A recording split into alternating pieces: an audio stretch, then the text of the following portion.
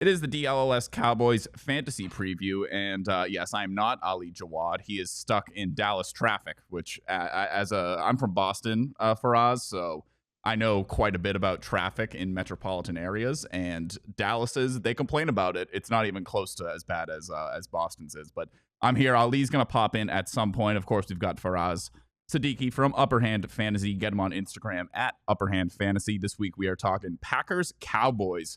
Sunday Night Football, and let's not waste anyone's time. Faraz, is George Pickens a wide receiver one, not only in this game, but going forward after CeeDee Lamb's injury? George Pickens was a wide receiver one, on the Steelers for a little bit, right? But, one thing that we've seen with Pickens is that he's never been this elite target earner, right? Like when you're looking at the elite wide receivers in the NFL, you're looking at like a 28, 29, potentially even 30% plus target share, the type of target shares we see with CeeDee Lamb over the years.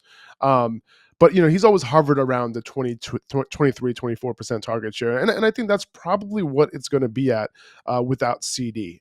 Before last week's game, he was under 20% in both games.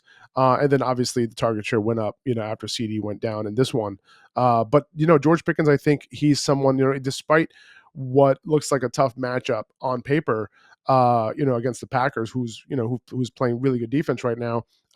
He kind of has to be in your lineup, right? Without CeeDee Lamb in there, Dak only has, basically two guys to throw to, and George Pickens is one of them.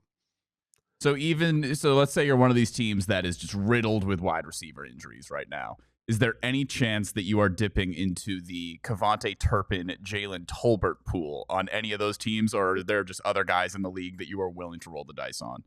Well, I think so. Like, depending on how deep your league is and depending on how many guys you have to start, I think, dipping your toes into the Tolbert, share, the Turpin share is possible, right? Like, Turpin's role out of the slot, like, CeeDee Lamb does a lot of that intermediate, short to intermediate type of play. And Turpin could be somebody who Dak kind of relies on a little bit, while George Pickens stretches the field, right? Turpin was on the field for 70% of Dak's dropbacks, but he's running a route on that many dropbacks and, only 7% target share, which is kind of low, but 84% of his routes were out of the slot last week. So, with a little bit more game planning, obviously without CeeDee this time around, he could be someone who Dak relies on, because before last game, the targets on a per route run basis were pretty high. And as far as Jalen Tolbert, he was already kind of this 50% route participation guy, but 89% last week on Dak Prescott's dropbacks where he was running a route. 14% target share, a little bit higher than Turpin last week. And both these guys are kind of getting end zone targets, but Tolbert's the one. Last year he scored more than a handful of touchdowns, and then he had 21% of the end zone targets this year. So if you're digging deep, I think I would lean Tolbert just by a hair, probably a higher chance of scoring. But you have to be pretty desperate to put these guys in your lineup. It's probably a bad look for your fantasy team in week 4 if you're starting Jalen Tolbert. It's one I of have those. a buddy, one of the guys on our team at Upper Hand Fantasy. He's starting Jalen Tolbert this week, and I've already gave him a lot of crap for it. So it's pretty fun. I can't wait to see what happens. But of course, he's going to have a good game, and I'm going to look bad, and that's how it works. That's how it works. The weeks that he gets started, not against you, he doesn't have good games. But then when your buddies in your home leagues, your best friend for life, plays him against you, he has 3 touchdowns. This is fantasy football for us. This is how it works. Exactly. You know this by now. So even before we get into this game specifically, Packers Cowboys, how do you think the CeeDee injury impacts a guy like Dak on a week to week? Because if CeeDee's out for whether it was 2 to 4 to 6 weeks or something like that, if you got better options, are you just not going with Dak right now? Yeah, pretty much. Now this week especially, right? Because they're going up against the Packers, and we'll get to the matchup in a sec. But yeah, no, just overall, CeeDee is like up there near the top of the league in terms of first read target share, right? Like Dak is used to looking at CeeDee first, see if his route is developing, and he's going to be open on that route, and if not, then he'll look elsewhere, Jake Ferguson or Pickens. Luckily, this year Ferguson has been the first read on a lot of these plays, and as a result, he's second in the NFL in receptions, only behind Puka Nacua. So, he's very involved, obviously, and he might be the one bright spot in this particular matchup. We can get to that in a sec. But yeah, no, I think he's going to have to rely on a lot of these underneath routes, and, how much defensive attention now is going to go to George Pickens. Like, that's not a great thing. So I think Pickens can can be okay for Dak as but not as a security blanket, more of a big play guy. So I'm a little worried, especially in this matchup, right? Like the Packers, it's a tough matchup overall. They're allowing the third fewest receiving yards to wide receivers, so it might be a little bit tough overall for these wide receivers, for George Pickens especially.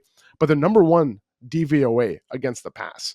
You know what I mean? So like the Packers are. So tough overall matchup without CeeDee. I'm looking for other options if I can. Yeah, and let's get right into the matchup. And you've alluded to it a couple times. You said that George Pickens has to be in your lineup at this point. We talked about Jake Ferguson there. So big picture going into this matchup against the Packers. Who are some of your starts? Who are some of your sits in this one from a Cowboys-Packers standpoint? Yeah, I mean, I'm going to start Pickens, right? Like the Packers, there's no doubt about it. It's a tough matchup, right? Fifth fewest fantasy points to wide receivers this year, the third fewest receiving yards to wide receivers as well. But Pickens is still the de facto number one wide receiver here. So he should be in lineups. I think potential volume trumps the matchup for fantasy for me. And quarterbacks are throwing the ball a ton against the Packers, right? They're favored by almost a touchdown in this one. And, for the sake of all the Cowboys fans here, I hope they pull this one off. But, if they are down, there could be some garbage time points for Pickens. Now, Jake Ferguson, like I mentioned earlier, like he might be a little bit of a glimmer of hope here, right, for the Cowboys. Because number one, Ferguson has scored, more fantasy points than any other tight end so far, right? So he's been a must start, regardless of whether CeeDee was in there or not. Second in receptions, only to Puka Nacua. Third most receptions by the Packers allowed, and receiving yards allowed as well, given up to tight ends. So their Achilles heel over the first 3 weeks of the season has been, giving up production to the tight end position. So this is the matchup I think Dak is going to have to exploit. And because he's already relied on Ferguson so much, I think it'll come naturally to him. But, obviously the defense will be able to key in on him a little bit more. But last week he was just gobbling up targets, right? So those are the two guys that, we're kind of looking at as the two, and as far as the passing game goes, the two guys who, would benefit a little bit with CeeDee being out.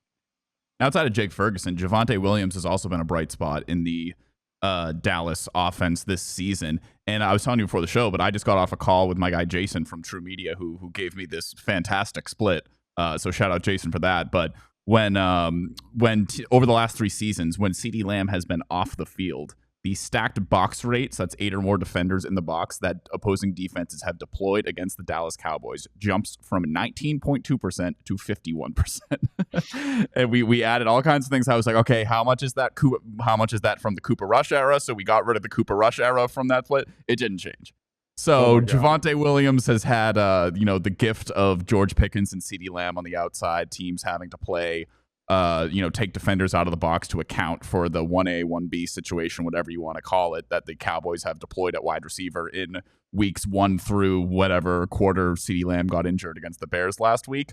But it's going to be some rough skating from Javonte going forward, at least while CeeDee Lamb is out. What are your thoughts on Javonte against this Packers defense here?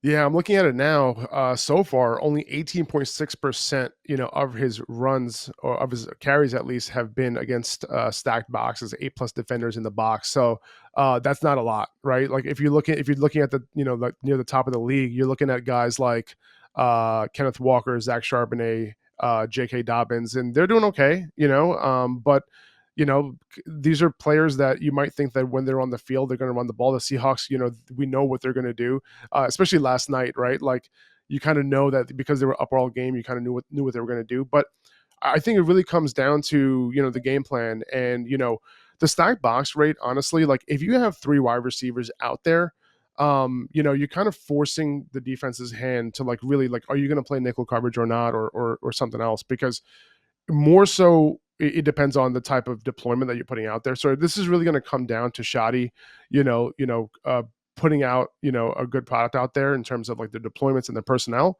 more so than teams just trying to stop the run. So that's the hope, right? That's the hope you have for Javonte Williams to be doing his thing.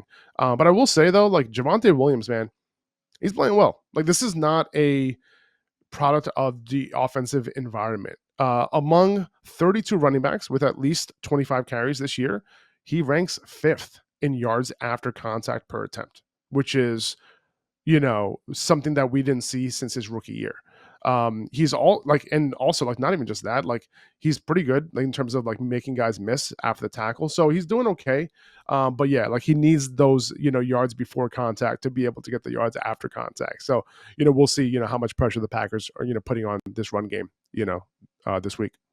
And we'll get you out on this one, Faraz.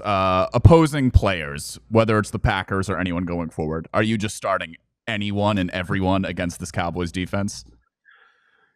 Yes, I would say so. I mean, the Cowboys are giving up the most receiving yards per game to wide receivers, the most receiving touchdowns per game to wide receivers, the most fantasy points per game to wide receivers. So yes, like start your wide receivers against the Cowboys. And then I think they're a little bit better against the run. So like that's good. Like they're only allowing less than 70 rushing yards per game to running backs. It's Kenny Clark, man. He already made the right move. Yeah, there you go. There you go. Like Jerry got his guy. You know what I mean? But I think there could be some potential opportunities in the receiving game for some running backs. So, I think when you're in terms of the passing game, yes, like you want to attack that Dallas secondary. But the running game, like, you still want to, I think against the Cowboys defense, like, this point's going to be scored. So running backs do benefit because of that. Like, you get into the red zone, that sort of thing. The touchdowns are more likely for running backs. So yes, like even though they're not allowing as many rushing yards per game, you still want to kind of get those running backs in there against the Cowboys. I'm sorry guys. I come on here, I tell the truth. You know what I'm saying? Like, that's what I got to do. You can get him on Instagram at Upperhand Fantasy. His name's Faraz Siddiqi. I'm not Ali Jawad. I think I just heard him walk in, so he'll be back next week. But I'm John Andersen. This is what I was going to do when he walked in, Faraz. I was just going to drop my camera off the screen like this. That's why I didn't expand the corners there. So if any of my producer overlords see this and and don't like that I did that, it was because I had a bit in mind. That was why I did that. So Faraz, appreciate the time. We'll get you back on here next week. I appreciate it, John. Thanks a lot.